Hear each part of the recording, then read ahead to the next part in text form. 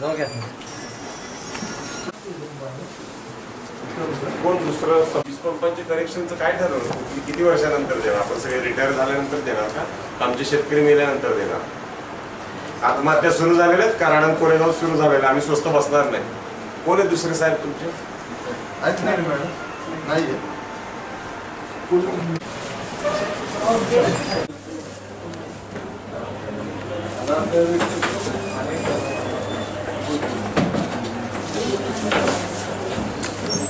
Connection आपण कधी देणार?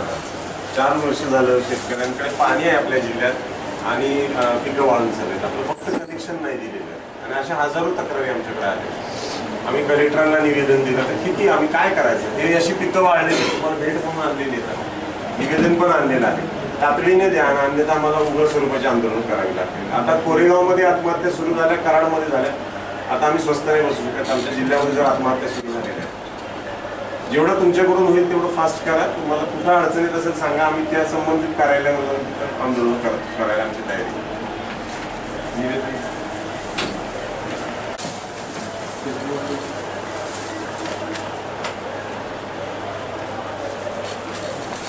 शेतकऱ्यांना सहकार्य करत नाही. हे आहे, आमच्या शेतात पिकं वाळून चालेल, आम्ही करायचं. आमचं जीवन आहे ते, तुम्हाला हे वाटणार घ्यावंच लागेल. आणि हे तुम्ही लवकर कनेक्शन नाही दिले तर हे आता सॅम्पल म्हणून आणलं, म्हणजे शेताच्या शेत आणून इथं तुमच्या कार्यालयात ठेवले. एक खांबाची प्रोसिजर झाली, 2ची झाली, असं चालणार नाही. आमची वाईट अवस्था आहे. उन्हाची रखरख बघा, जिल्ह्यात पाणी असून फक्त तुमच्या निरुत्साहामुळे हे सगळं राहिलेलं आहे. तेव्हा प्लीज तातडीने कारवाई करा आणि हे सिरियसली घ्या. तर हे अशी वाळलेली पिकं आम्ही पूर्ण तुमच्या कार्यालयामध्ये भरून ठेवू, पण आम्हाला त्या पिकाची काही आता आवश्यकता नाही. ठीक आहे. जय महाराष्ट्र. सातारा जिल्ह्यामध्ये वीज पंपांचे कृषी पंपांचे कनेक्शन देत नाही आहेत हे MSCB वाले, महावितरणवाले, आणि शेतकऱ्यांचं डिपॉझिट बिनव्याजी वापरत आहे. आणि आज अशी अवस्था आहे की शेतामध्ये पाणी आहे, पण ह्यांचं कनेक्शन नसल्यामुळं आम्हाला तिथं शेताला पाणी शेतकऱ्यांना देता येत नाही, पिकं वाळायला लागलेली आहेत. आता काही थोडीशी वाळलेली पिकं ह्यांच्या टेबलवर आणून ठेवलेली आहेत. आणि तातडीने जर वीज कनेक्शन दिले नाही तर जेवढे जिल्ह्यामध्ये वाळलेली पिकं आहेत तेवढी सगळी ह्या कार्यालयामध्ये भरली जातील. मग पुढचं काय व्हायचं ते मनसे स्टाईलने आम्ही करू.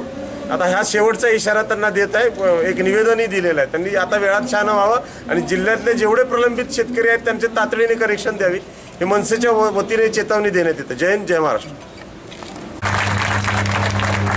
आज देण्याला मला दादा एकच विनंती आहे, तुम्हाला सांगावं असं वाटतं की आम्ही सोमवारपासून पूर्णपणे राज्यामध्ये कंत्राटी कर्मचाऱ्यांचा संप सुरू केलेला आहे. एकूण 12 संघटना संयुक्त कृती समिती म्हणून हे आंदोलन आम्ही चालू केलेलं आहे. तर त्याच्यामध्ये आपल्या महाराष्ट्र नवनिर्माण सेनेची बी संघटना या वीज उद्योगामध्ये गेल्या बरेच वर्षापासून काम करते. जर आपल्या माध्यमातून आपल्या संघटनेला जर या सगळ्या गोष्टींची ओळख तुम्ही स्वतःहून जर केली तर निश्चितपणानं आमच्या आंदोलनाला बळ मिळेल आणि उद्याचं आंदोलन आपल्या नेतृत्वाखाली आणखीन जोरदार याला गती मिळेल असा मला एक विश्वास वाटतो. त्यामुळं तुम्ही या गोष्टीसाठी पुढाकार घ्यावा ही एक मी तुम्हाला विनंती करतो आणि आम्हाला तुम्ही 2 शब्द मार्गदर्शन करावं असं मी आग्रह धरतो. दादा आता बोलणार आहेत. घाम जो आपला गळतो कष्ट करताना शेतकऱ्याचा असू दे, नाही तर इथं आज परमनंट वाले असतील नाहीतर आपण टेम्पररी वाले असू, त्या घामाचा मोबदला मिळालाच पाहिजे. आणि ज्या माझ्या बांधवांच्या ह्या तुमच्या सर्व अटी आहेत, ज्या मागण्या आहेत, त्याचा मी काल अभ्यास केलेला आहे. आणि महाराष्ट्र नवनिर्माण सेना तुमच्या ठामपणे पाठीशी, मी तुमच्या ठामपणे पाठीशी सांगण्यासाठी इथं आलेलो आहे. माझी काही शेतकऱ्यांची आंदोलनं येत्या काळामध्ये आहेत, पण मी सातत्याने रोज तुमचा इथला पाठपुरावा करत राहीन आणि जे माझ्याकडून लागेल